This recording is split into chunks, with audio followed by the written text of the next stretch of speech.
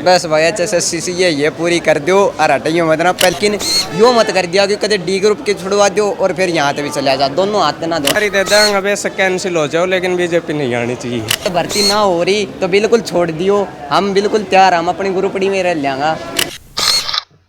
तो नमस्कार साथियों, मैं सेल्फ संदीप भारद्वाज फिलहाल यहाँ पर पहुँचे करनाल बस स्टैंड। दिखाइए पीछे कैमरामैन एक बार करनाल का बस स्टैंड दिखा दे।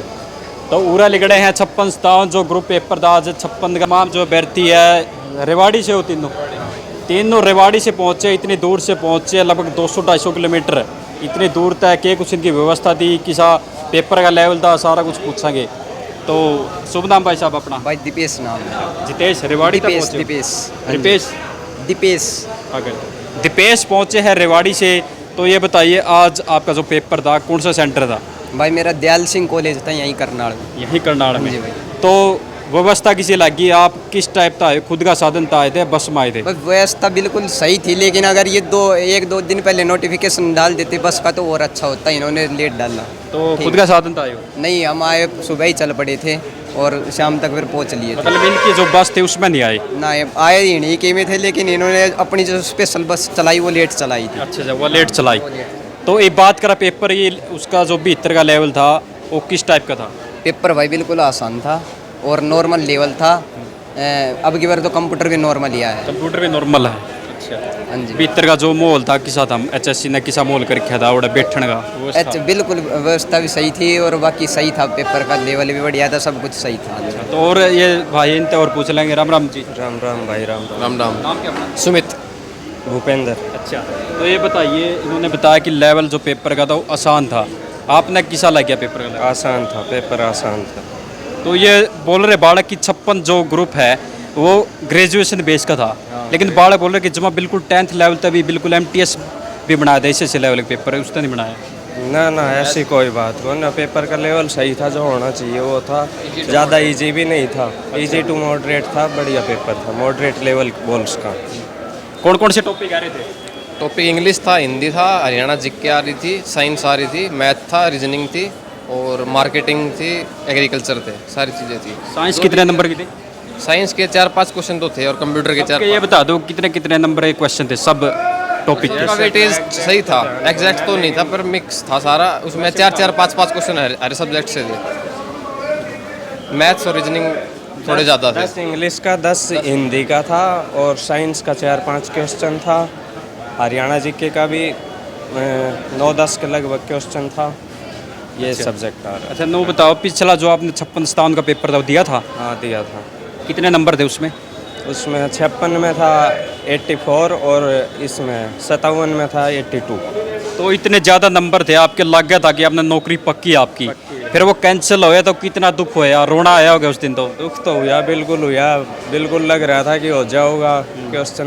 पेपर वो इजी था लेकिन फिर भी 84 क्वेश्चन काफ़ी हो जाओगे, तो उम्मीद थी कि हो जाओगा, लेकिन होगा कैंसिल किया। मतलब आपने ये सरकार की चाल लगी, HSC का कुछ खेल था कि आपने जो सपने थे वह पटवारी लागण के, जो ग्राम सचिव लागण के, तोड़ दिए थे? खेल तो क्या है HSSC को, HSSC तो भर्ती करना चाह रही है, लेकिन CET को नया पंगो ले लियो कि ये चाह के भी करना पा रहा है। CET अगर ये पोस्ट वाइज लेता तो ये भर्ती अब तक कभी की क्लियर हो लेती, लेकिन CET का चक्कर में पड़ गए सारों से दो, क्योंकि CET की पॉलिसियाँ ऐसी बनाई, कोई क्लियर वो ना रही उसका, मैं कोई भी रूल रेगुलेशन क्लियर ना, सारा अलझ पलझ कर दिया, अलझ पलझ कर दिया। उसकी वजह से हमें दिक्कत आ रही है। तो जो ये CET का जो अध्याय बोल रहे हैं, जो CET की कथा शुरू करी तो 2020 में, 2024 अंत आने वाला है, कि लगा आपने कि ओ ना जो कथा करी CET वाली लगा आपने कारगर साबित होगी? वैसे तो सही है पर इसमें जो तरीके अपनाए गए हैं ना वो गलत है। इन्होंने मतलब थोड़ा सही तरीके से पहले करने थी जो प्रोसीजर थे, अब ये आचार संहिता लग गई, अब इसमें ज्वाइनिंग नहीं हो सकती है। और अब बच्चे जो पूरी 5 साल निकलेगी, उसमें कितने बच्चों की भर्ती करवाई इन्होंने, ये देखो आप। उसके मतलब ये CET जो खेल खेला है ये बंद करना था, सीधी भर्ती करनी। ये लेट करा इन्होंने, पहले ही अपने जो भी थे 5 साल के अंदर निपटाने थे, जो अभी करने लग रहे हैं ये चीज़ें पहले हो जानी थी। तो आपने क्या लग गया जो सरकार या खेल खेल रही है, अभी इलेक्शन है गया, तो ये चुनाव करके भर्ती पूरी करने की तैयारी में है, जल्दबाजी में क्या लगा? भाई भर्ती तो पूरी कर देंगे लेकिन एक तरीके से नहीं हुई। अगर यही भर्ती अगर 5 साल में हर साल 3-3 4-4 साल होती, मतलब होती रहती 3-3 4-4 हज़ार, तो और बेस्ट होता। और ग्रुप डी की भी एक साथ ही 15,000 20,000 लगा देंगे, 5-5 हज़ार करके 4 बार निकाल देते तो शायद इससे बेस्ट कोई सरकार ना आती। ठीक है, तो ये तरीके से थोड़ा करना था। अब ये बिल्कुल रात को भी नोटिफिकेशन निकाल रहे हैं, दिन में भी निकाल रहे हैं। ये चीज़ें इन्होंने आगे डेट पे डेट बढ़ाई गई, वो चीज़ें इन्होंने पहले मतलब बदलाव आप करना। सिर्फ वोटर के चक्कर में कर रहे वो हैं? सिर्फ वोटर के चक्कर में है। और ठीक है, जनता जितनी लुभेगी उतनी लुभेगी, बाकी वो वाली बात नहीं है जो थी। अच्छा, तो आपने नू लाग गया, अगर देखो ये सरकार रहेगी तो आपकी भर्ती, कई लोगों का कहना है कि यह सरकार रहेगी तो भर्ती हो जाएगी, अगर सरकार चेंज होगी तो यह भर्ती भी कैंसिल है, तो के आपके सपने दोबारा टूट जाएंगे? टूट सके है बिल्कुल। तो फिर आप कुछ बड़ा कदम उठाओगे या क्या कुछ करोगे? कदम तो क्या उठाना है भाई, होगी तो वो नए सिरे से करवाएंगे। अगर दुख तो होगा ना, 56 हाँ दुख तो होगा ही, लेकिन चलो भाई दोबारा से नया फिर से प्रोसेस शुरू होगा। टाइम दोस्तों कितने इनके अंदर अभी भी जुनून है कि बेशक दोबारा कैंसिल हो जियो, लेकिन दोबारा से करेंगे तैयारी।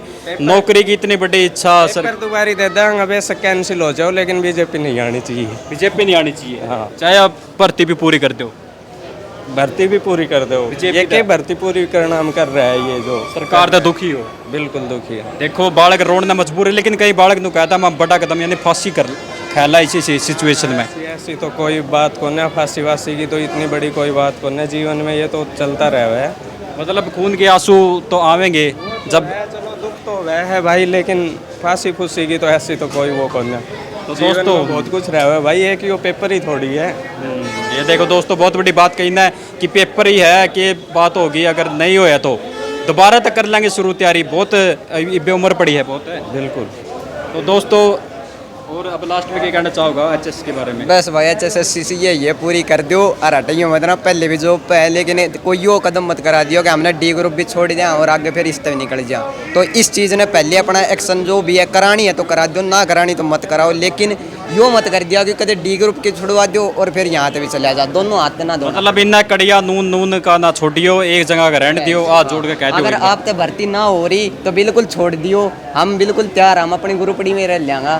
देखो दोस्तों, रेवाड़ी आले का कितना दुख दर्द है, बिल्कुल याड़ा पहुंचे है, हाथ जोड़ के कह दे और विनती करके भी कर दो भर्ती पूरी। भाई भर्ती पूरी कर दो, विनती है सरकार से, भर्ती पूरी कर दो इलेक्शन से पहले।